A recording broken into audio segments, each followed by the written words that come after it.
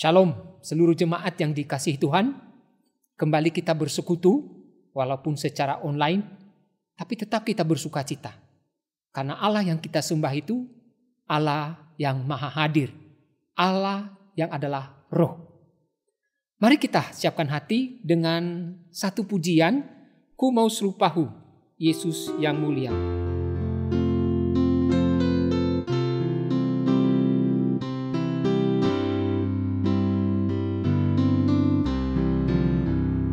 Ku mau serupahu Yesus yang mulia. Inilah doa dan harapan. Ku mau sampaikan kekayaanku untuk dapatkan Yesus Kristus. Ku mau rindu serupa di Kau, Yesus yang mulia, serupa di Kau. Serupa manismu, serupa setiamu, dalam hatiku lupakan Kau. Baik, kedua, ku mau serupahu yang lemah lembut, penuhlah rahmat pengasihan, selalu menolong yang tawar hati, serta mencari yang berdosa. Yesus ku rindu, Yesus ku rindu serupa di Kau, Yesus yang mulia, serupa di Kau. Serupa manismu, serupa setiamu, dalam hatiku lupakan Kau. Baik, ketiga,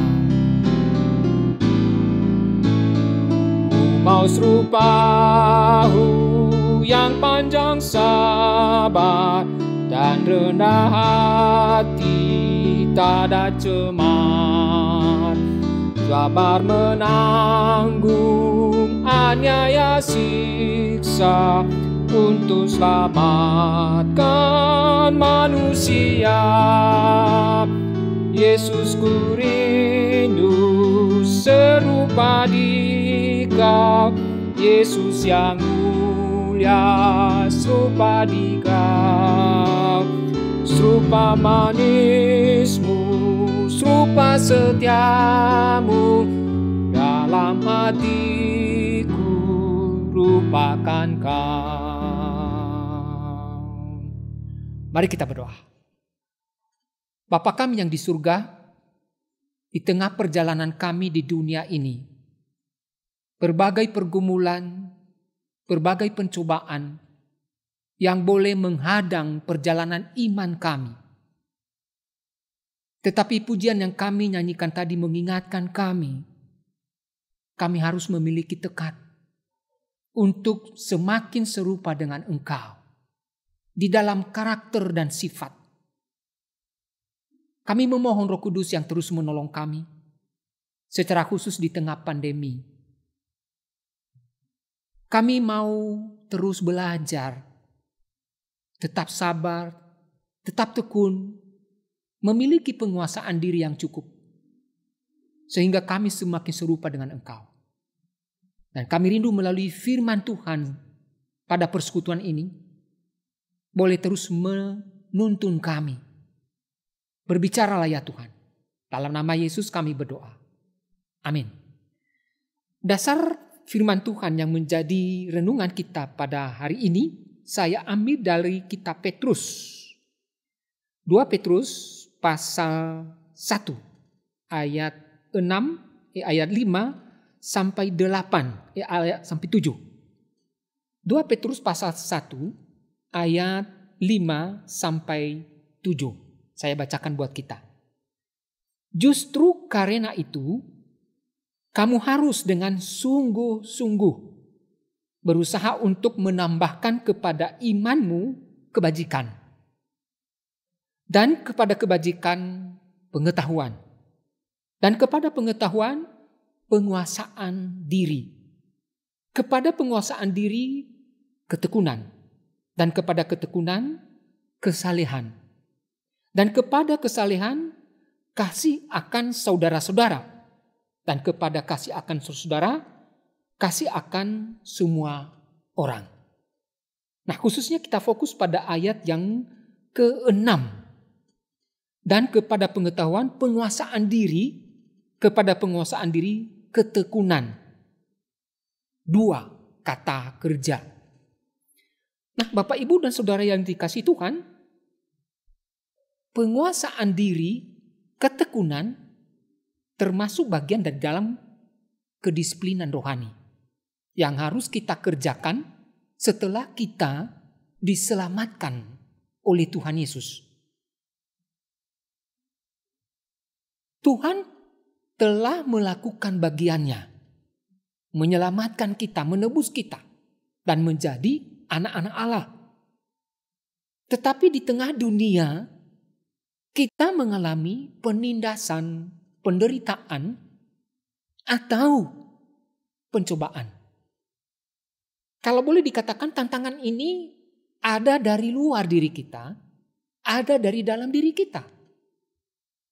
Nah, itu membutuhkan penguasaan diri dan ketekunan. Dan itu bagian kita. Tidak sedikit orang Kristen setelah mereka diselamatkan, mereka merasa nyaman-nyaman saja, mereka merasa oke-oke. Tidak melakukan bagian mereka, yaitu penguasaan diri dan ketekunan. Sehingga jatuh di dalam dosa. Jatuh di dalam menyalahkan Tuhan. Karena bagi mereka setelah diselamatkan Tuhan, menjadi anak Tuhan, sudah beres. Tuhan berkati. Tuhan melakukan sehingga lancar. Tidak. Petrus mengingatkan kita. Justru karena itu kamu harus menambahkan penguasaan diri, ketekunan. Latar belakang surat Petrus adalah jemaat mengalami penganiayaan. Khususnya di zaman Kaisar Nero. Pembunuhan orang Kristen begitu luar biasa. Maka Petrus menasihati mereka. Tambahkan di dalam kehidupanmu penguasaan diri, ketekunan. Nah, Bapak Ibu, itulah bagian yang harus kita kerjakan sampai kita bertemu dengan Tuhan Yesus. Nah, kalau boleh dikalimatkan, bagian firman Tuhan Petrus itu tadi yang Petrus tulis, kita harus proaktif. Tidak pasif dalam kehidupan ini. Ada bagian kita di mana apa yang perlu kita lakukan. Bapak Ibu, Paulus mengingatkan kita di dalam bagian firman Tuhan, kalau nggak salah di Filipi, kerjakan keselamatanmu. Setelah kita diselamatkan, kita melakukan sesuatu untuk terus bertumbuh semakin serupa Kristus. Nah, kalau boleh sekali lagi saya kalimatkan kalimat itu adalah kita proaktif, bukan pasif, bukan diam. Disiplin rohani adalah membaca firman Tuhan saat teduh beribadah. Nah, mungkin itu berupa kayak teori. Nah, praktiknya sekarang di dalamnya itu ada penguasaan diri, ada ketekunan yang menjadi bagian kita. Kita harus belajar, kita harus bertumbuh, kita harus berlatih. Sekali gagal mungkin kita coba lagi. Nah, itu yang perlu kita lakukan. Orang yang proaktif di dalam kehidupannya sebagai anak Tuhan, ada beberapa poin. Yang pertama, bertanggung jawab atas hidupnya. Artinya dia mengerti kalau dia melakukan kegagalan, kesalahan, itu adalah bagiannya. Dan dia bertanggung jawab dengan Tuhan. Dia berhadapan dengan Tuhan. Nah, orang Kristen yang menanamkan di dalam hatinya, pikirannya akan hal ini, membuat dia waspada. Membuat dia memiliki satu semangat, komitmen untuk memiliki penguasaan diri.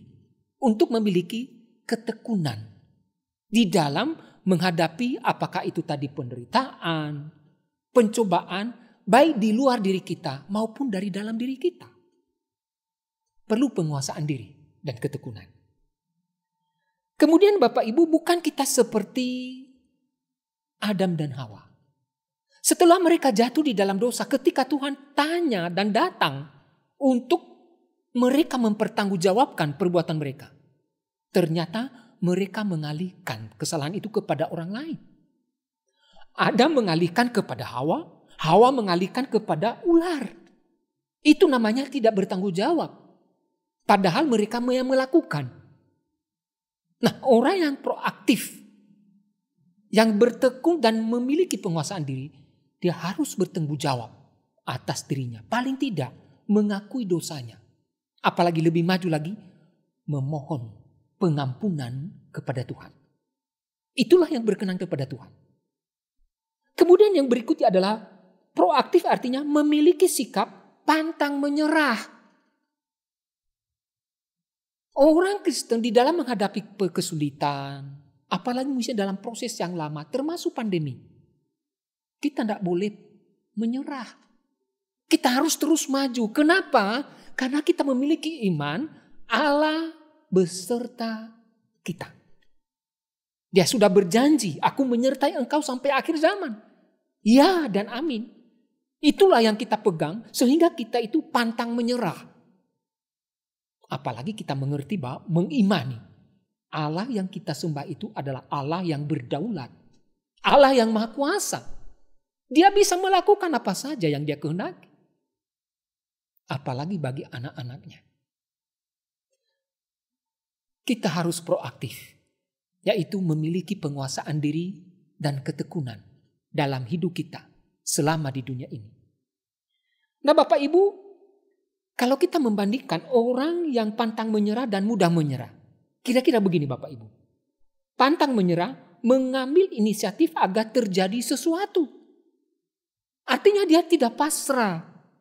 Menimpa dirinya kemalangan, penderitaan. Tapi dia proaktif mempersiapkan diri. Walaupun karena kita terbatas. Menduga apa yang akan terjadi, bisa saja yang terjadi. Tapi ada inisiatif bagi dia. Dia mengambil inisiatif agar terjadi sesuatu khususnya yang baik. Nah, misalnya dalam pandemi ini. Orang Kristen yang memiliki iman dan percaya Tuhan menyertai. Maka dia inisiatif. Melakukan sesuatu. Apa yang perlu dikerjakan di tengah pandemi ini. Sedangkan orang yang mudah menyerah menunggu sesuatu terjadi. Pasrah. Bahkan angkat tangan. Sehingga kemalangan menimpa dia, kemiskinan, macam-macam. Berikutnya adalah orang yang pantang menyerah memikirkan solusi. Ah, ini dia. Memikirkan solusi kendala-kendala yang ada di tengah pandemi. Solusinya bagaimana? Apalagi dia maju lagi, berdoa dan memohon pimpinan Tuhan, hikmat Tuhan. Maka kita yakin Tuhan akan bekerja, melakukan bagiannya. Setelah kita melakukan bagian kita, penguasaan diri dan ketekunan melalui apa? Pantang menyerah. Sedangkan orang yang mudah menyerah memikirkan masalah penghalang. Dipikirkan terus masalahnya, aduh begini-begini, aduh begini-begini. Sehingga dia tambah pusing. Dan tenaganya semakin habis. Habislah dia. Nah itu orang yang pantang menyerah. Sedangkan yang mudah menyerah. Sedangkan orang yang pantang menyerah bertindak. Tidak tinggal diam. Terus bertindak. Gagal bertindak lagi. Khususnya dia mendekatkan diri kepada Tuhan.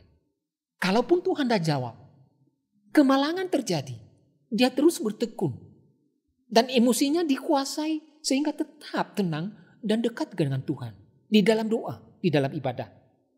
Sedangkan orang yang mudah menyerah adalah menunggu orang lain bertindak. Ya, menunggu orang lain bertindak. Dan kadang-kadang orang tidak lihat. Dia akan menderita terus. Nah Bapak Ibu, perhatikan. Jika memiliki sikap pantang menyerah. Nah ini dia. Ditambah lagi kita kreatif dan gigih. Pasti dapat hasil yang mencengangkan. Pasti ada sesuatu jalan keluar.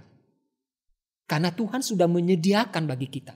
Kalau kita tadi melihat ayat-ayat sebelumnya yang kita baca, Tuhan sudah menyediakan anugerah keselamatan yang baik dan lain-lain. Bagian kita adalah pantang menyerah, kreatif dan gigih. Bukankah itu pengalaman-pengalaman kita pada masa-masa lalu?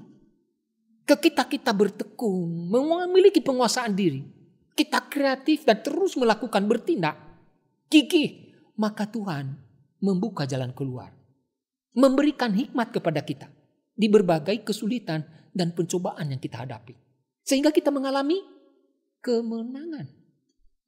Nah, itulah orang Kristen yang Tuhan berkenan. Nah, seorang tokoh bernama Eleanor Smith mengatakan begini Bapak Ibu. Dia seorang penerbang Inggris. Eleanor Smith berkata begini. Orang yang berprestasi, orang yang berhasil melewati berbagai pencobaan dan kesulitan hidup, jarang duduk manis. Nah, jarang duduk manis dan membiarkan berbagai hal terjadi pada dirinya. Tidak. Tetapi keluar, mengupayakan berbagai hal terjadi. Eleanor Smith mengatakan ini bukan asal ngomong, tapi dia mengalami. Sehingga ada kesimpulan ini, orang yang berprestasi, orang yang berhasil melewati berbagai kesulitan, tidak duduk manis. Tetapi keluar mengupayakan berbagai hal terjadi. Suatu ketika dia membawa pesawat, kemudian jatuh karena mesinnya gagal, ada kendala. Waktu jatuh, itu berbagai tulang kaki, itu tangan patah. Sehingga akhirnya setelah beroperasi, beberapa kali operasi, kakinya harus diimputasi. Wah, sebagai manusia itu, sebagai anak Tuhan, dia putus asa. Dan seolah-olah dia mau menyerah. Apalagi karena beberapa operasi menghabiskan segala apa yang dia miliki. Belum lagi keluarganya meninggalkan dia, khususnya istrinya. Wah, itu membawa pergumulan tersendiri. Tetapi dia bertekad untuk keluar. Singkat cerita, di dalam pergumulannya, dia melakukan mendekati seseorang yang membuat kaki palsu. Akhirnya dia dapat kaki palsu. Dan di dalam tekadnya untuk tidak menyerah, dia terus berlatih dan kembali dia bisa menerbangkan pesawat. Wah, akhirnya dia kembali seperti biasa. Walaupun keluarganya tidak dipulihkan, walaupun ekonomi tidak terlalu bagus. Tapi dia mengalami pemulihan karena dia mengupayakan sesuatu. Bapak Ibu, Tuhan mau juga itu dalam kehidupan kita. Mari kita belajar seperti Ayub. Ketika diberkati, kita mungkin gampang memuji Tuhan.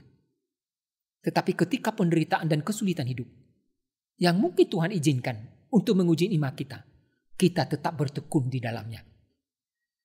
Prinsip penting untuk mencapai tujuan hidup, kita harus memiliki inisiatif. Jangan kita kalah dengan situasi dan kondisi. Pantang menyerah tidak sama dengan sikap memaksa.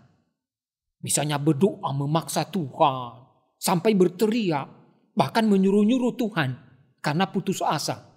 Itu salah. Ya. Agresif, menjengkelkan. Mungkin orang-orang di sekitar kita bukan begitu yang disebut dengan pantang menyerah. Seorang tokoh lagi yang namanya George Bernard Shaw, seorang dramawan Inggris. Dramawan. Dia berkata begini, orang selalu menyalahkan keadaan. Saya tidak percaya pada keadaan. Yang berhasil bangun dan mencari keadaan, menciptakan yang diinginkan. Inisiatif mengubah keadaan kita yang buruk karena kita percaya ada Tuhan yang selalu memberikan yang baik bagi kita. Allah bekerja dalam segala sesuatu. Kita yakini itu. Maka kita menciptakan situasi kondisi yang lebih baik melalui apa? Inisiatif. Kita bertindak, tidak boleh diam. Nah Bapak Ibu, beberapa tokoh misalnya yang kita di zaman modern ini. Misalnya saya ceritakan di anak remaja itu pesepak bola yang terkenal Ronaldo. Situasi kondisi dia waktu masih remaja itu sangat tidak baik. Mereka dari keluarga miskin. Dan dia melihat mamanya sangat berjuang keras. Ditambah lagi papanya setelah pulang dari perang dunia kedua dipecat. Nggak jadi tentara, jadi menjadi pengangguran. Belum lagi kondisi itu ditambah lagi papanya itu mabuk-mabukan. Selain menghabiskan uang dia nggak bisa kerja. Mabuk. Membuat Ronaldo menjadi pesimis. Tetapi dia mengambil tekad, saya harus berhasil. Jangan seperti papa saya. Akhirnya dia berlatih sepak bola, belajar sendiri di kampung main sepak bola, sehingga muncul talentanya main sepak bola. Kemudian direkrut oleh klub-klub. Kemudian nanti di klub MU, ke Madrid, dan kembali sekarang ke MU. Menjadi orang yang berhasil. Dan dia mengangkat keluarganya sehingga mamanya juga mengalami kesejahteraan. Nah Bapak Ibu, di dalam dia juga mengalami kendala, misalnya terbatas latihan di lapangan. Dia kreatif, dia berinisiatif berlatih di rumah. Membeli alat-alat olahraga untuk latih, otot. Sehingga dia seperti sekarang ini. Ada berkat yang Tuhan limpahkan dalam kehidupannya. Walaupun sisi kehidupannya kita tidak bisa contoh. Tapi kita bisa contoh di dalam ini ketekunan, pantang menyerah, inisiatif, kreatif. Maka berkat Tuhan itu kita temukan. Tuhan sudah disediakan bagi kita. Mari di tengah pandemi ini. Mari di tengah berbagai percobaan. Di tengah berbagai kesulitan. Jangan pantang menyerah. Proaktif. Kenapa? Kita menambahkan penguasaan diri, ketekunan di dalam kehidupan kita. Tuhan telah selamatkan kita. Kiranya Tuhan menolong kita. Mari kita masuk di dalam doa. Bapa kami yang di surga, Engkau telah menyelamatkan kami. Engkau sudah melakukan yang terbaik. Membebaskan kami. Kami sekarang harus berjuang menambahkan penguasaan diri. Ketekunan di dalam kehidupan kami. Ketika kami menghadapi berbagai kesulitan hidup, penindasan, pencobaan. Baik dari luar diri kami maupun dari dalam diri kami. Kami harus belajar. Kami harus bertumbuh di dalam penguasaan diri, di dalam ketekunan. Dan kami akan melihat Tuhan akan menolong kami, memberi jalan keluar. Khususnya di tengah pandemi ini Tuhan. Mungkin ada sebagian di antara kami yang putus asa, yang pesimis. Tetapi biarlah firman-Mu yang ditulis oleh Petrus, melalui pengalaman hidupnya, kami belajar memiliki penguasaan diri dan ketekunan. Tolong kami. Dalam nama Yesus kami berdoa. Amin. Nanti ada pokok-pokok doa, silakan kita berdoa bersama keluarga. Tuhan menolong kita.